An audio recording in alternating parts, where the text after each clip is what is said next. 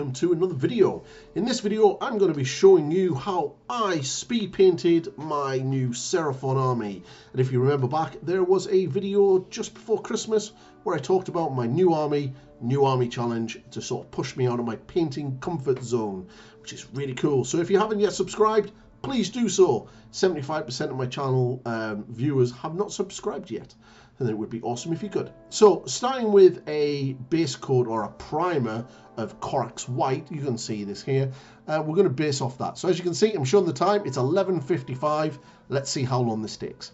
So using some Space Wolf Grey, I've got these cool little trays that I got off Amazon, and they're going to be like really useful in this. It sort of allows me to sort of put the paint in, and I'm just going to add some water to it. And so I thought I'd just leave this in to let you sort of see how I do it. And I kind of make up a lot of these as I'm going to speed paint away, and then give them a good clean at the end of the day. But yeah, you can sort of see the consistency. You can sort of see it on the side. It's kind of running nicely, but it's leaving still quite a lot. It's still a little bit thick. I want it a little bit thinner so it doesn't sit on the surface on the raised areas as much as it would if it was a lot thicker. So that's a lot perfect. You can sort of see how it's quite fluid and it's running off the sides quite nicely, and it's not sort of staying there, which is kind of what you want.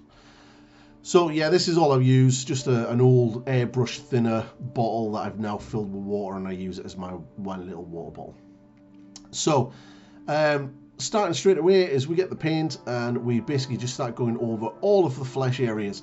Now the whole idea of this army was to sort of get me to paint outside of my comfort zone. So I very much like painting like the heavy metal style, so base coating and then building up my soft shades and my deepest shades with my deepest recesses, using glazes and all of that kind of stuff, and then using like thin glazes to build up my highlights, and then like edge highlights everywhere else. And normally a miniature of this size would probably take me about 10 hours or so to do.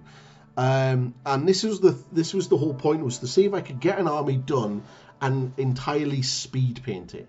And so far, since getting my stuff, I have painted the Vanguard box basically, and started the launch box, which I was able to get. So the first thing that we're going to be doing on the red parts is putting down some Griffin Charger Orange. And this is kind of just sort of a base coat for the red to sit over the top. And what this will do is it will sort of give like an orangey color for the highlights, because basically that's how contrast paint works. And there's no slap chop here, there's no sort of dry brushing or anything like that. It's basically using contrast paints to how they were meant to be used. So and a big shout out to the Culture Paint and Henry for coming up with this cool paint scheme, and Juan Geraldo Miniatures for basically showing how to use contrast paints properly. And I've learned a lot from those guys when it comes to sort of painting like this, and it's been really good. It's been a fun experiment, and I'm super cool with it. So yeah, as I said, you get the orange down, so when we put the red over the top, and then like the rattling grime over the top of that, the orange will kind of give like a brighter highlight underneath the red, and that's kind of how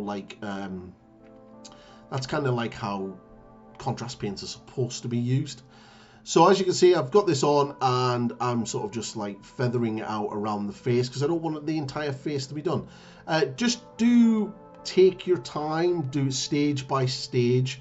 You know, like I said, this model taking about 2 hours to get done, and the normal Saurus size models takes about an hour. The big Carnosaur and the hero on it, I think that was a good day's painting. I think it took a good 10 or so hours painting, but there's a little bit of dry brushing and stuff like that in that, so it did take quite a while. And now here we go for the red. Now I've thinned the red down, and then when I started doing it from here, I noticed that it was a little bit too thin. So I added a little bit more contrast paint back into the pot, just to sort of like thicken that paint up a little bit.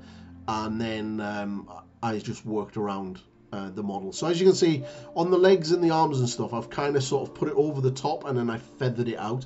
And you kind of see me do it here on the scale, on the sort of big ridges on the back. I put it on, but I'm not going all the way to the very edges. And then what I do is when I get near there, I clean my brush off, and as you can see here, and I sort of feather the paint out with the damp brush, kind of sort of create like a transition, and to sort of almost like a blend, but it's not really a blend. It's kind of thin the contrast paint down so it sort of goes over.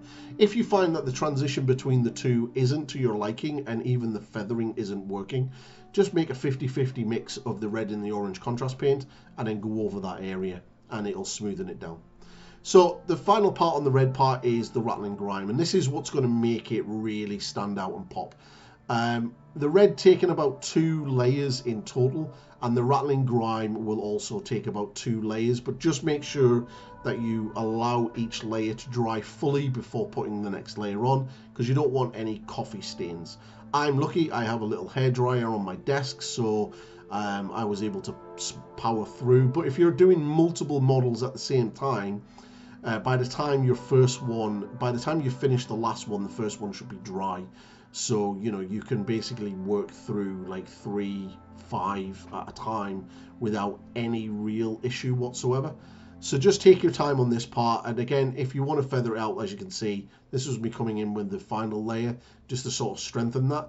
But as I was saying, if you just want to feather that out on the edges, just, you know, just dampen your brush and then feather that out. So here's doing the spines on the arm, and I cover it at the spines, and then I'm pulling the brush in towards the spine, as you can see, and then I'll rinse it off, and then I'll feather that out on the edges, just to sort of create like a transition, which will look really cool. So once that is done, and we're going to do the white. Now this is completely optional. You don't have to do this. I did this because I just wanted to make the army look a little bit better, but you could leave the white exactly as it is. But I've just gone through and just added a few highlights and bringing up the sort of white skinned areas a little bit more. And this is just Uthwan grey, and then what I'll do is I'll be mixing in a little bit of pure white and just adding a couple of layer stages of highlights.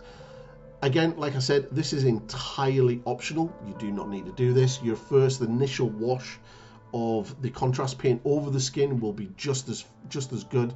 But I just wanted to sort of bring out the contrast a little bit more between light and dark, and using these brighter shade, brighter shades of white, just sort of picking it out. Here you are again with, it's pretty much almost pure white at this stage. I think it was like 3 layers I've done. So the initial Uthwan grey, and then I did a 50-50 mix of Uthwan grey and white, and then a final white to sort of just pick out the most prominent edges. Very quick, very easy, not really trying to be neat or tidy with it. It was just a matter of just getting it on, because this is pretty much aiming for like high tabletop, but not really to be worried. Remember, most of these models are going to be looked at about 3 foot away, and that's your rule of thumb. And that's one thing that I've actually learned from this project, is that a lot of the time when it's on the table and amongst all the other units, it's going to look really, really good. And it's only when you sort of pick it up and really scrutinize it up close and personal that you start to see the mistakes and how rough and ready it is. But that's the whole point and the charm and the main thing about doing this sort of level of speed painting. It's to get them onto the table and to look good. So obviously spend a lot of time and do the heavy metal team if you can do that for Instagram and to look really good. But for anything else, you know, 3 foot rule is definitely the key here. So for all of the gold parts, good old classic Retribution armor, can't beat it. You know, it's a great piece of gold paint. And I just go around all the model picking out all of the gold parts. There's not much here. There's a couple of wristbands, some bracelets, some anklets, and a little bit of detail around the neck, as well as the weapon. I will say that the sort of glowy blue parts on the weapons, I'll come back and fix them at a later date once the bulk of the army is done. But once that's done, it's basically now to pick out all of the strappings. And again, just Corvus black, and just paint those straps that color. You don't need to highlight it. We're not going to be shading it. We're just literally nice, clean, neat line with this, and then that's that done. And we're going to have a little bit of fun with the feathers.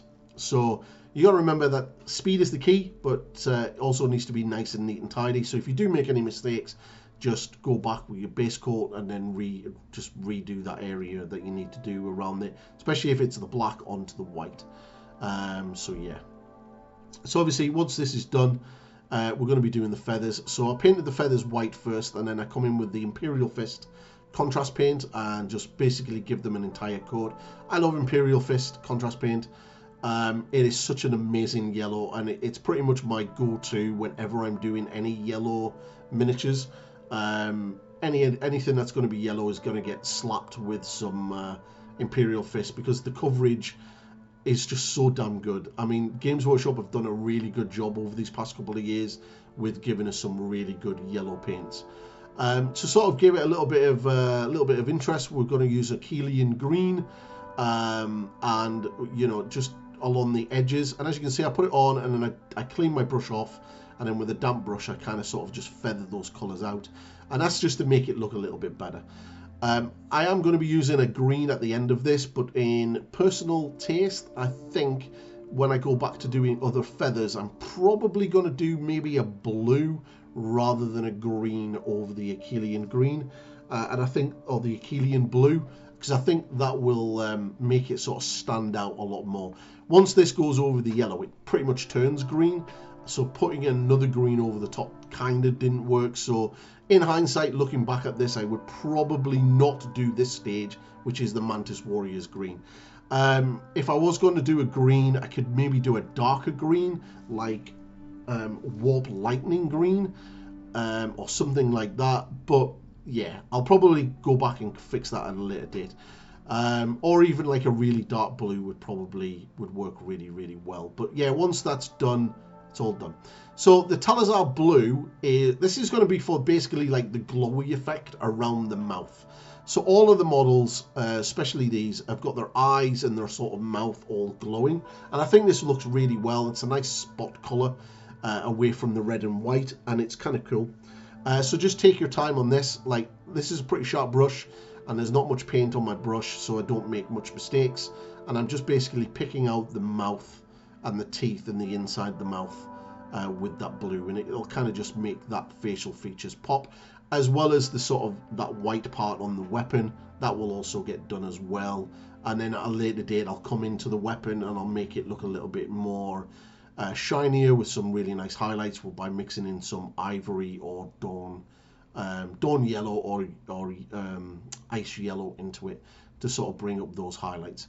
But yeah, just get them done, and then, because they look really cool, and then that's it. And then once you're happy with that, the next thing is to shade all of the gold, and we're going to be doing that shortly. So, but yeah, but with this, just be ultra careful with this blue, by the way, because Talazar blue is an absolute shit bastard when it comes to making mistakes. It is a very strong, vibrant color with a lot of pigment, so if it gets somewhere where it's not supposed to, it's going to cause problems, so just be aware.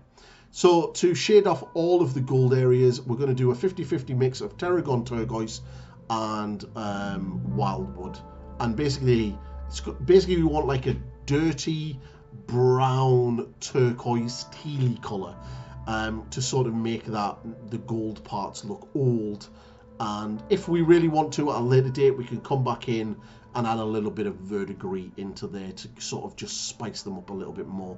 Because this is the good thing about speed painting, that once the army's done, I can come back once everything is finished and sort of pick out some of these details just to enhance them a little bit more. And that's the real beauty of it. So again, all of the gold done.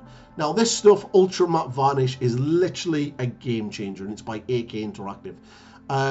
Contrast Paints leaves a pretty glossy finish on the miniature. So I picked up this stuff off Amazon, about 12 quid a bottle, and it is airbrush for airbrushes, but if you stick it in a little pot and get a brush, you can brush it on and we can get rid of all of that shine. So what I'm going to be doing is I'm going to be slapping this matte varnish over pretty much everything but the gold metallics. Now if you are using an airbrush, then you would do the metallics after you've airbrushed the matte varnish over everything. So you would matte varnish this, and then you would go in and then do your golds and your metallics. But yeah, we're going to be showing this when it's dry, and it just looks so damn good. So here it is, all dry. Absolutely so good. I really love it. It just looks so damn good. But yeah, thank you very much to everybody who's liked, subscribed. As you can see, there's the time, 13:45, so just under 2 hours to do the full miniature. I'll do the bases entirely when the whole army's done, and once I've decided what to do. So there's another one that's done. So yeah, so please subscribe to the channel if you haven't yet. 75% haven't. And check out my members area, and you too could be an awesome person like Mrs. Pointy and get your name at the end of the video. And I'll see you in the next one, peeps. Goodbye.